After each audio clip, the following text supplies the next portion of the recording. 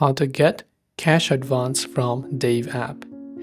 If you want to get a cash advance through the Dave app, first of all you have to launch the Dave application and you have to make sure to log into your account. So sign up for extra cash as well.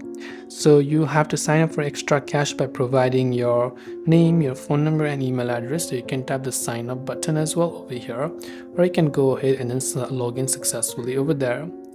Now after you log in, you can simply link your existing bank account or open a Dave checking account. Once your account is linked, you'll see your eligibility amount. You'll agree to a settlement date, which is usually your next payday or one Friday from the advance date if Dave can't determine your payday. And an optional is that you can add a tip or pay an express fee. So you can add a tip to help them cover cost or pay a fee for faster access to the funds. So hope this video helped you. Thanks for watching and see you soon in the next video.